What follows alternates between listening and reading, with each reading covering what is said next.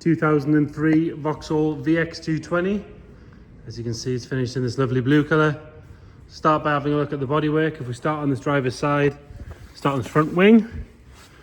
Obviously, nice and clean around this front wing here. No sign of anything coming through on the arch. Pull that camera back a bit so you can see it better there.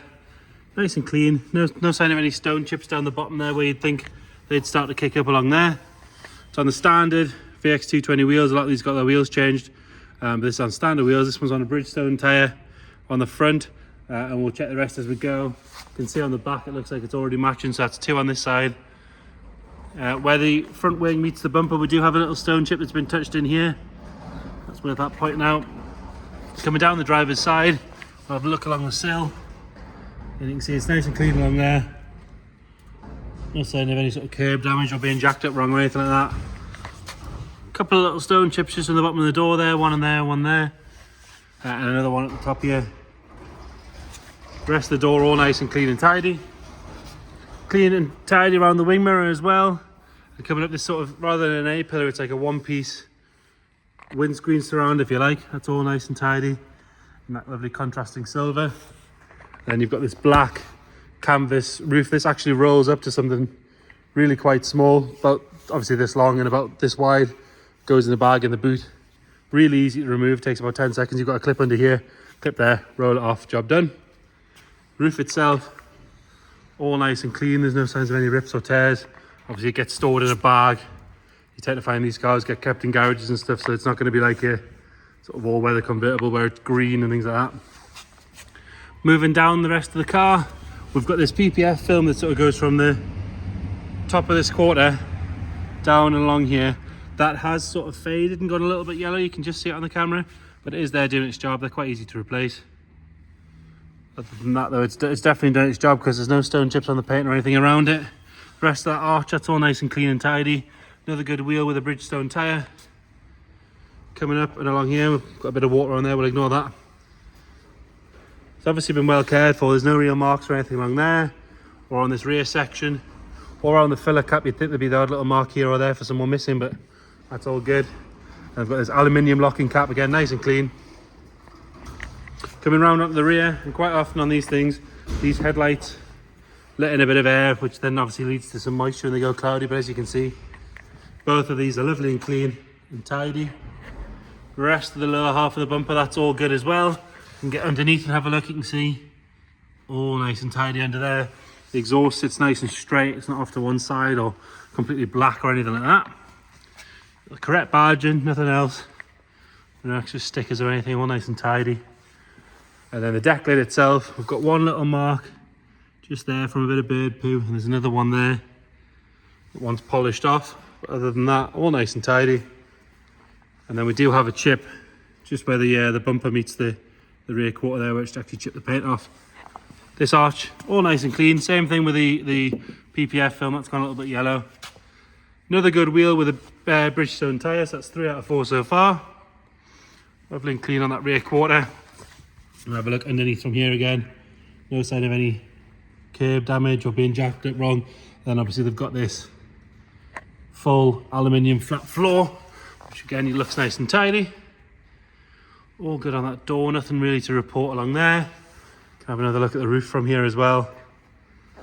And on this pillar, there's no stone chips or anything on that. Wing mirror itself, that's all nice and clean. A little bit of trap polish there, we'll get that out. And then this front arch, again down here, nice and clean. It's good all the way around.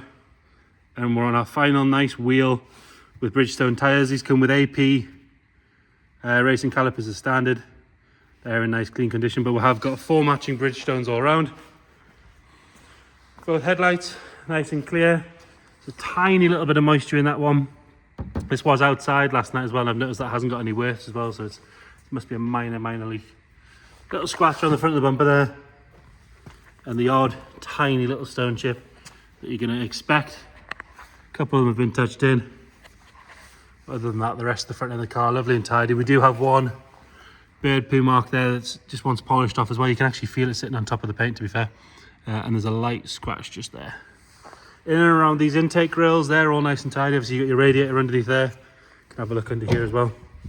So you've got your radiator, servos, some electrical gubbins and all that sort of stuff. Your batteries down the bottom there. Anyone with a real keen eye will notice that the screen wash bottle lid is missing. It is down there. It's fallen off. That was my fault. We've put it on charge, but it's sitting around for a couple of weeks in the cold. And I knocked that off because you just lift that out. It comes out on a little clip there. So we will take the battery out and get that recovered. It does have the spare tyre bottle as well there instead of, the flat tyre bottle instead of a spare tyre, obviously for weight saving, things like that. We'll have a little look in the back end. It's obviously based on a Lotus Elise, these things. Really well put together.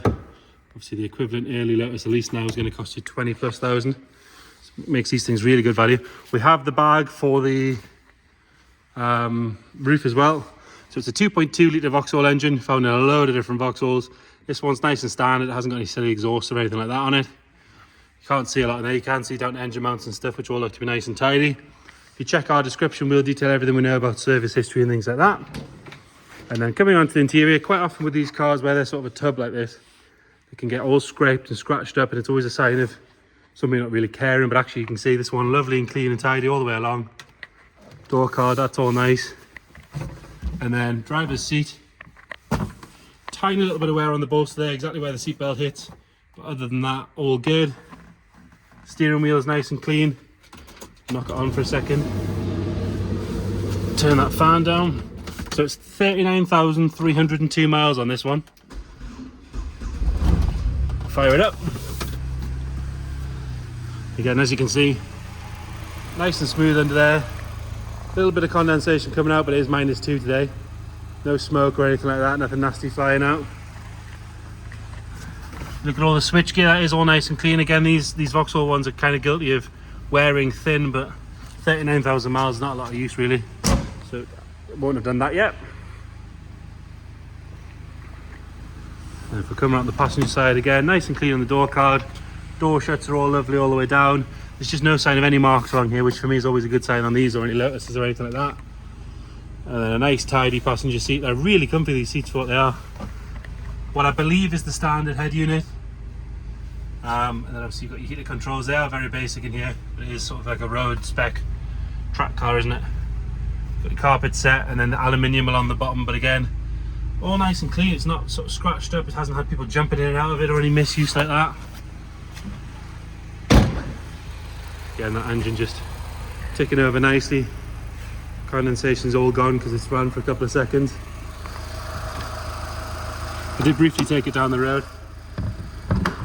Sprightly little thing. Again, drives very similar to a lease, but without that sort of crazy cost that they're doing at the minute.